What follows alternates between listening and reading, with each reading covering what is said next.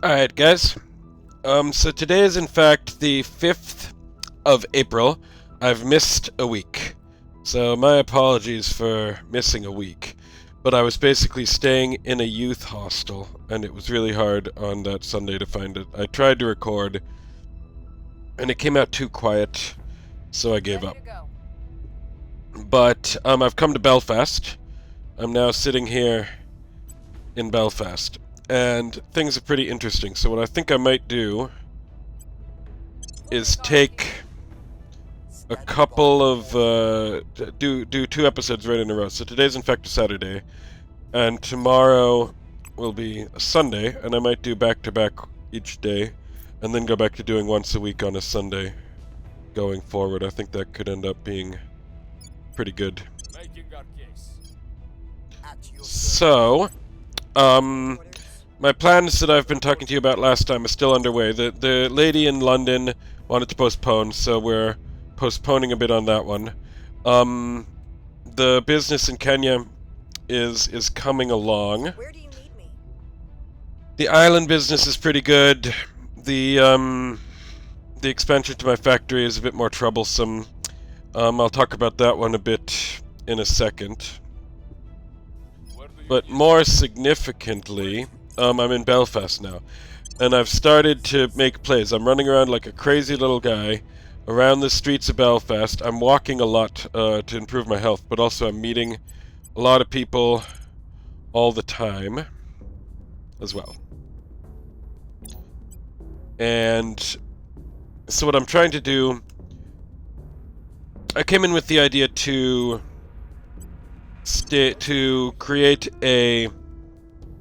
Alright, let me go up to like a reasonable speed here. I'm only going to take one turn. So, I came in with the idea to help the housing crisis. There's all these abandoned buildings, there's a housing crisis going on, and since I've been here now, I'm going to be here for 3 months. I've rented a house. I'm in a house now for 3 months, and I was immediately handed a proposition that I start a shop in Belfast, and in fact, the government is fitting to hand me money to run a shop in Belfast. To run a storefront, they're giving away money to rejuvenate all the abandoned storefronts around, and one of my neighbors in Kenya was talking to my mother the other day about exporting his spices to the West, and I'm like, well, I could start a spice shop. So I've been talking to the government here about starting a spice shop. They seem quite interested. In the next 4 weeks, I'm going to try to put together the pieces basically to start a spice shop, which is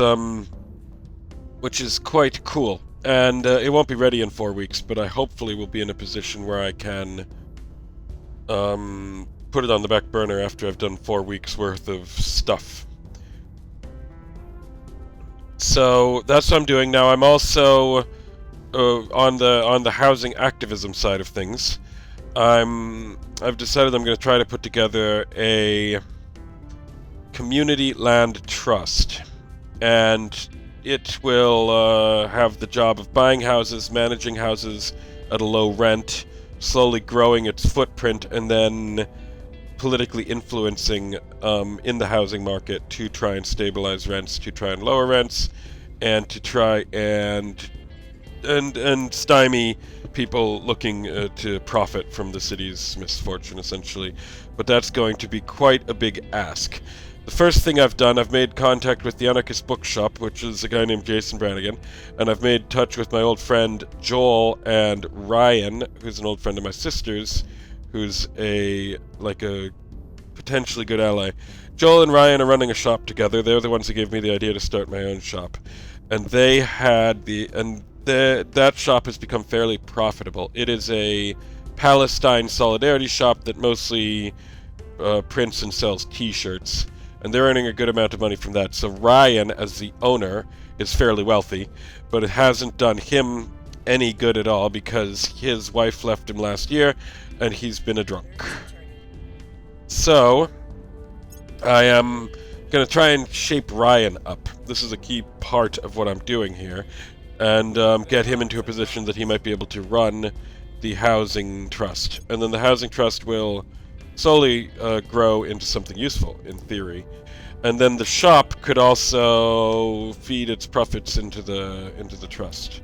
What I might do is, oh, that's a high percentage public support. What I'm thinking about doing with this one is kicking the profit back to Kenya, using it to build a business there with selling electric motorbikes, and then have the electric motorbike one kick its money back to Kenya.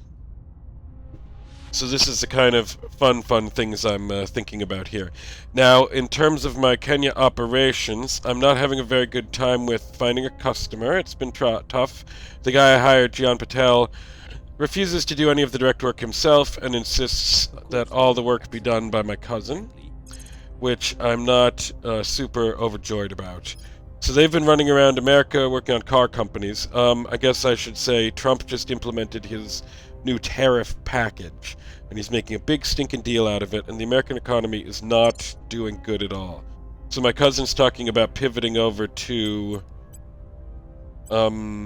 Canada, but I'm also like, well, maybe you can look at Belfast. So now she is, and we're kind of excluding Gian Patel. I'm probably not going to pay him the full money I had originally promised him, because I expected him to do his fucking job instead of making my family do it.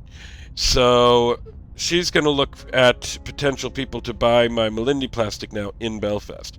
So what I'm kind of doing is creating a weird little link between these two places, passing stuff back and forth, kind of having a two-footed petty capitalist vibe. So, like, Ryan's been playing the part of a petty capitalist here in Belfast, and they're not a happy folk. He's been driven to drink. All the other ones, they just, like, drink and, like, chase women and have, like, empty lives. But the government here in Belfast is trying to sponsor me to join the drink and empty life department.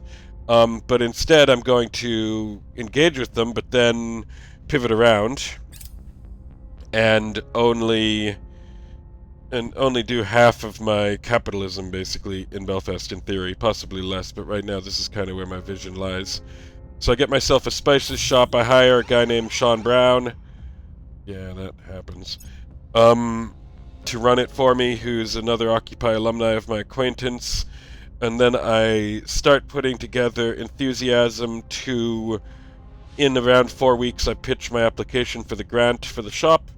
Then I pivot over to working on the trust, which will mean basically putting together a fundraiser, I think, for an initial input of capital into the trust. So that's where I stand now. In Lamu, everything is coming along fine as well. Yesterday I told Ryan, my new ally in Belfast, about my Lamu business. He was super impressed. The guy is wanting to play it slowly, so I delivered a paperwork to him, and then next week we're going to pester him about once a week, and my partner in Lamu is going to put together a PowerPoint for him in the coming weeks as well.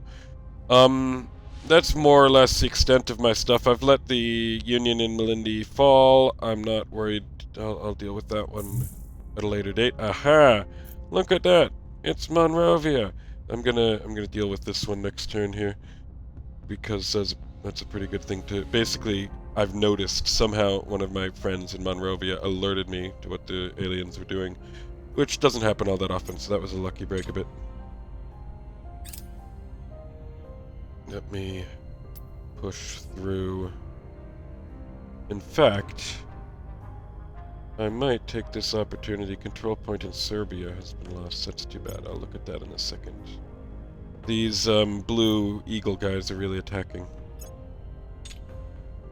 But what I might do with this last minute of this last game is see if there's anything I can buy here. I can't. Look at that. I'd like to buy that, but I can't. So never you mind. If it lives till next time, that'll be cool.